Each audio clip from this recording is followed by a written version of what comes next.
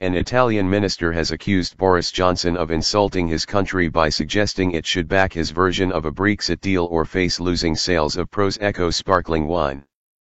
Carlo Calenda said the UK would abandon some fish and chips exports under the Foreign Secretary's approach. Mr. Calenda's comments follow a conversation with the UK's Foreign Secretary over trade.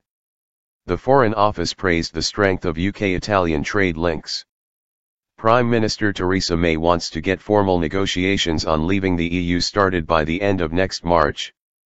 The government says it does not want to reveal its negotiating hand before this happens.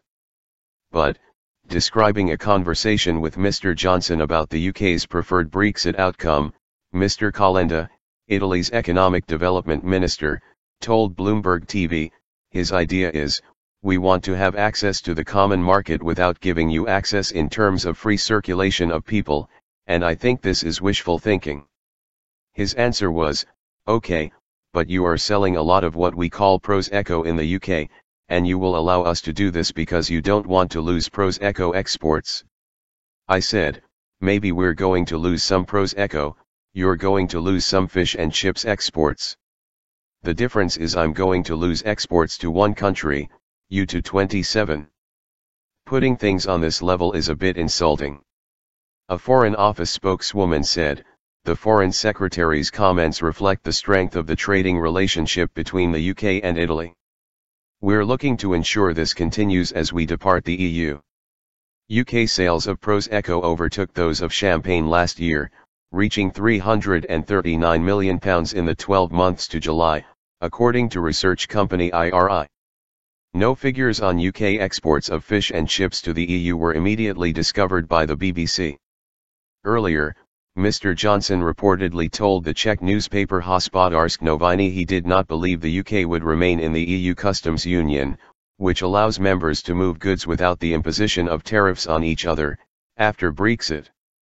He was quoted as saying he believed this could happen while maintaining free trade with EU states, suggesting the UK could remain within the single market.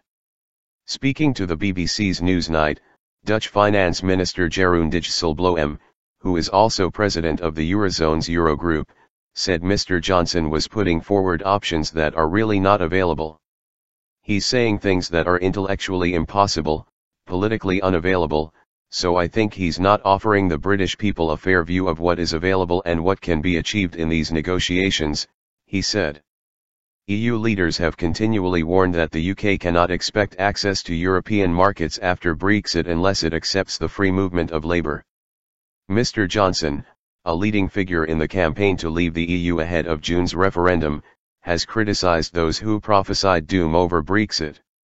He said, we are going to get a deal which is of huge value and possibly of greater value. Mr. Johnson added, we are going to get the best possible deal for trade in goods and services.